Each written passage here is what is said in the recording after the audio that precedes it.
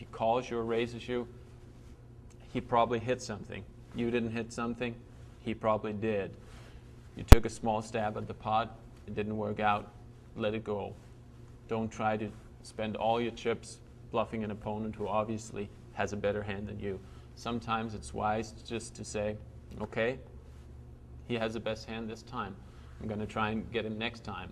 Hopefully, I'll flop the best hand, or maybe none of us will flop anything, and I'll win that pot. If your opponent connects on the flop, he's usually going to win the pot. If you hit, you're usually going to win the pot.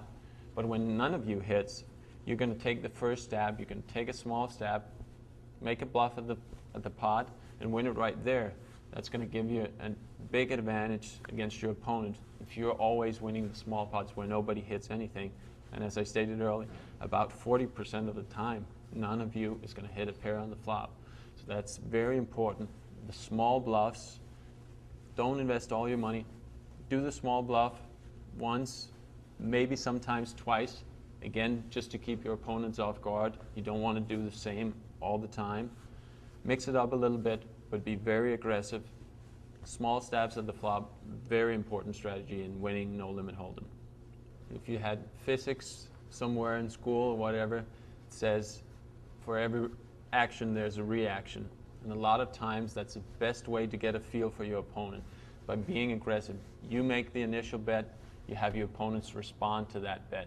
If you just check, a lot of times they feel, oh, he checks, he has nothing, I can make a bet, I can win the pot right here, which means you don't get a lot of information from him betting. He merely bets because you checked, so you don't know if he has a strong, medium, or a weak holding.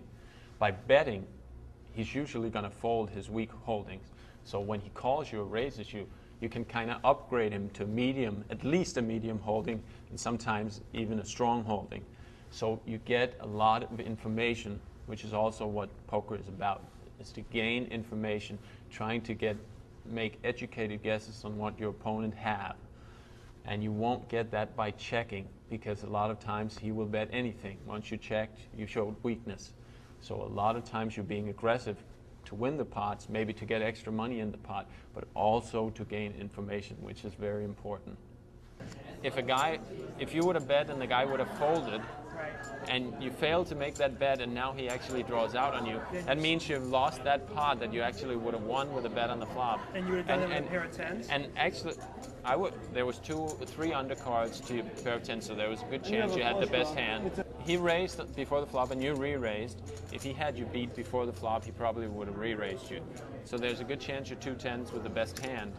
There was also a good chance that he had something like king jack, queen jack, ace jack, in which he would have folded if you had bet, and he still had outs to beat you.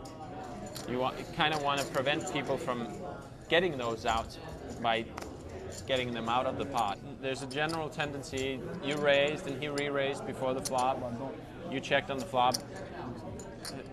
Most of the times people that put in the last raise before the flop will take a stab at it at the flop, which in general is a good idea, because in hold'em, a lot of times you're not going to flop a pair or anything that makes you want to continue.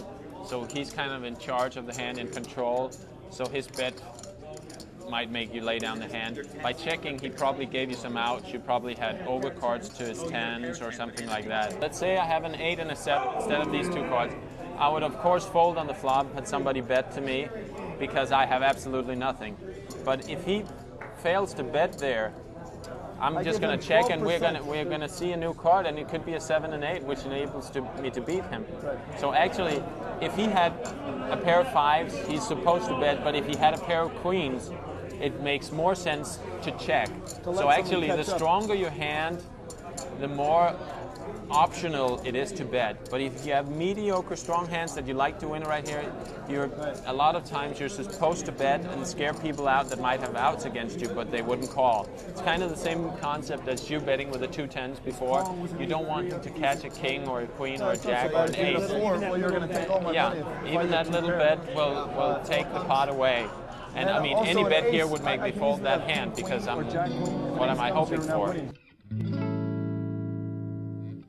When you play a hand on the flop, another very important factor is, what is the flop?